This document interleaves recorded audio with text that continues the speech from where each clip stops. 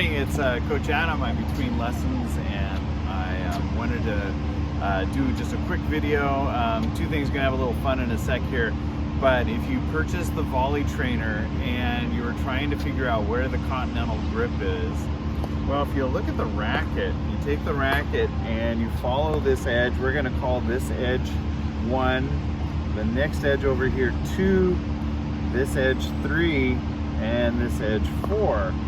Wherever your index finger, the knuckle of your index finger lands, that designates a grip. So if I'm on that number 2 edge, that is the continental grip. And that's the one that with the volley trainer, we're trying to get you to use and develop. It's not easy. Many people are over on the Eastern. Now there's another way that you can find yourself on the continental grip. If you put your index finger of your left hand, your off hand, on the edge of the racket and you slid it down across the edge of number 1, well, you'd run into your knuckle if you tried to slide across. So here I am going down and boom, there I'm running into my knuckle. My knuckle is on edge number 2.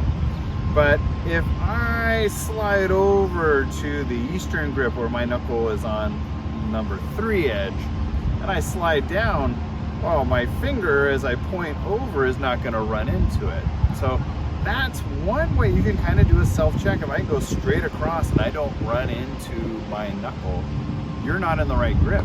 If I slide my hand back over the top, there I am in continental, but I slide my finger down, and why my knuckle is on that edge number 2, bonk, I'm going to run into it. You can see that I'm running into it. That's your continental grip. That's what we want for the volley trainer.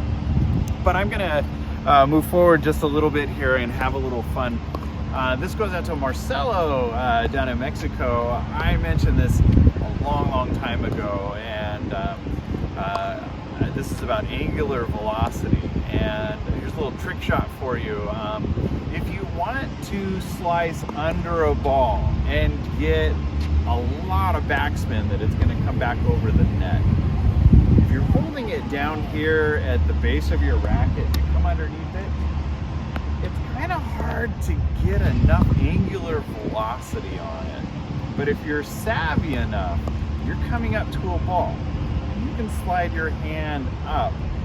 The distance of the contact creates that shorter distance. You're going to get greater angular velocity, and you're going to get balls that you can put so much spin on, chances are you may get one that's going to come back over the net. But again, taking that hand, moving it up to the throat of the racket, this isn't something you want to do unless you're just having fun and it's just a crafty shot you can pull out. You get that top spin on it, and you get a nice ball that's going to jump back over the net. The height is important. You want that nice kick, but you're going to get greater angular velocity by holding the racket near the throat. So coming up and coming up. See that little ball that's dropped? Change my racket grip, slide it up, and I'm going to get greater angular velocity and just have fun with a little trick shot. Maybe get a couple that are going to jump back over the net. Have a good day, guys. Try that out. See what you think.